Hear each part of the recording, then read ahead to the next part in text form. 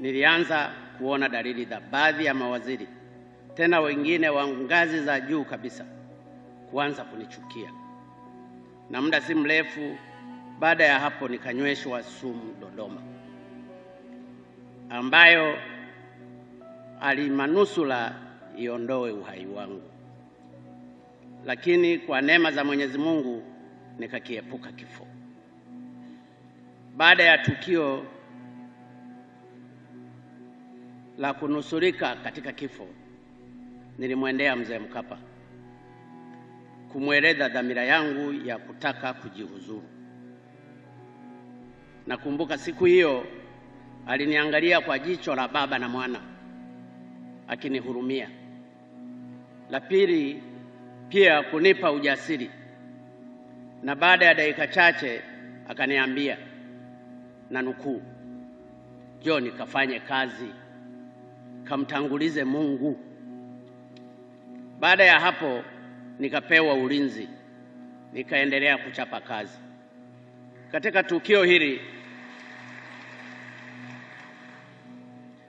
tukio hili nilimwona Mzee Mkapa kuwa ni mtu anayekupa matumaini hata kama wewe mwenyewe umekata tamaa. Mzee Mkapa, nakushukuru sana. Nimejifunza kutokuwasifu wateule wangu hata kama wanafanya mazuri mengi, kwa sababu ninajua yasije yakawapata yaliyonipata mimi baada ya wewe kunisifu. Lakini hata hivyo, saa nyingine ninashindwa, huwa ninawasifu, baadaye nakwenda kukumbuka hayo yaliyonipata. Kwa hiyo nimeona niliseme hili. Najua halijazungumzwa mahali popote, lakini kwa sababu leo ni siku yako Mkapa, nimeona na mimi niyaseme haya yaliyonipata, ambayo kwa furaha yako na upendo wako kwangu nilipata madhara fulani, pamoja na kwamba Mungu alinisimamia. Asante sana kwa kuniamini Mzee Mkapa. Jambo lingine ambalo siwezi kumsahau Mzee Mkapa ni wakati wa harakati za uchaguzi mkuu wa mwaka 2015. Kama mnavyofahamu, kipindi cha kampeni kinapofika, kila mwenye nia ya kugombea nafasi fulani ya uongozi huwa anawatafuta watu ambao anaamini watamuunga mkono. Mimi pia kwenye uchaguzi mkuu wa 2015 nilifanya hivyo. Nilikwenda kwa Mzee Mwinyi, nilienda kwa Mzee Mkapa, na nilienda kwa Mzee Kikwete. Kwa kuwa leo ni siku ya Mzee Mkapa, naomba mniruhusu niwaeleze kilichonipata kwa Mzee Mkapa nilipokwenda kumweleza nia yangu ya kutaka kugombea urais. Kwanza kabisa, wakati mimi nataka kwenda kwa Mzee Mkapa, nikagundua kuwa wagombea wenzangu karibu wote wa CCM walikuwa tayari wameshaenda.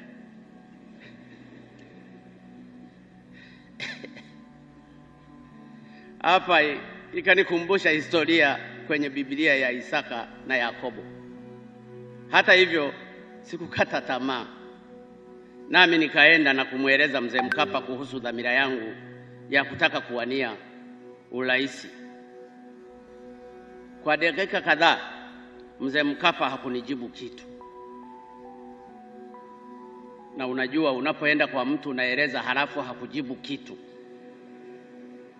psychologically unaanza kujiuliza, je, umefanya nini?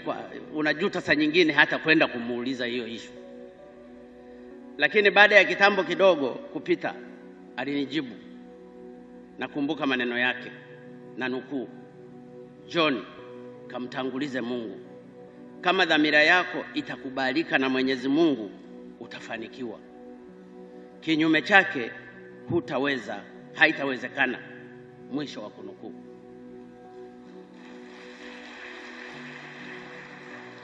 Kusema kweli nilichanganyikiwa kidogo,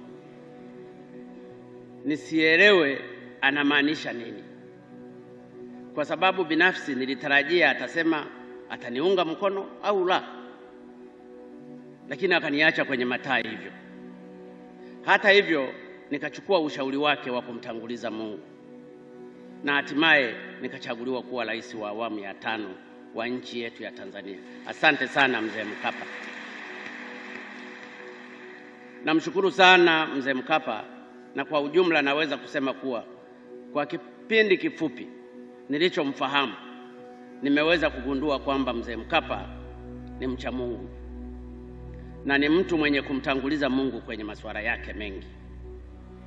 Ni msomi mzuri, ni mtu mwenye kujiamini, ana msimamo na anayejua mwelekeo anaoutaka. Ana upendo wa kweli na sio mnafiki, mtulivu kwa mambo ya kitaifa, mzalendo, mwanafunzi mwadilifu wa sera na falsafa za baba wa taifa Mwalimu Nyerere, na pia ni mwanadiplomasia mzuri.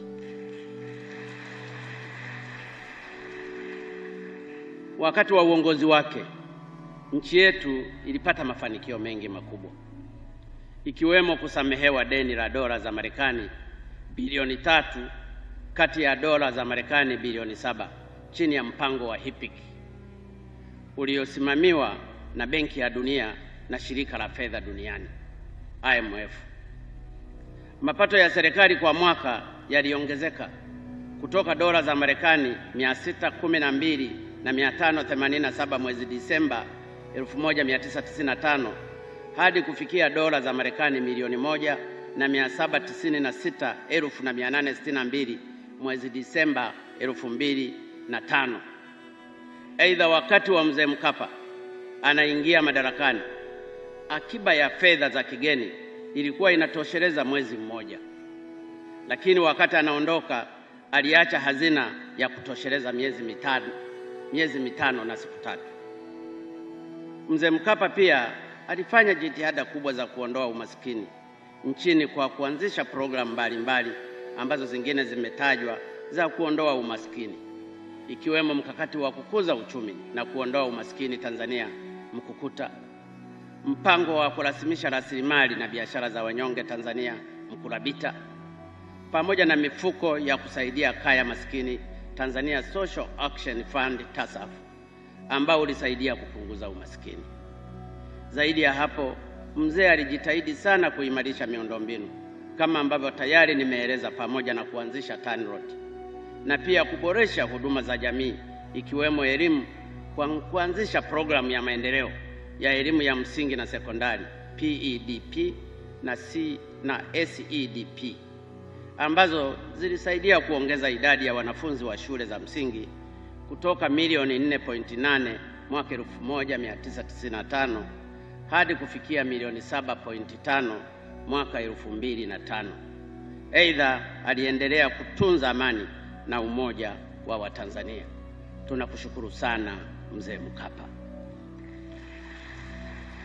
Waheshimiwa viongozi, hizi ni sifa na mafanikio machache yanayomhusu Mzee Mkapa, na ni kwa kuzingatia hayo yote nimefarijika sana kuona Mzee Mkapa ameamua kuandika kitabu chenye kuelezea historia yake pamoja na utumishi wake ambacho amekipa jina My Life, My Purpose, A Tanzanian President Remembers.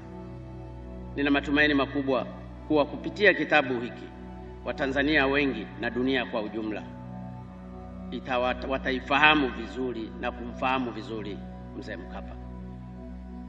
Waheshimiwa viongozi, wageni waalikwa, mabibi na mabwana, kwa haraka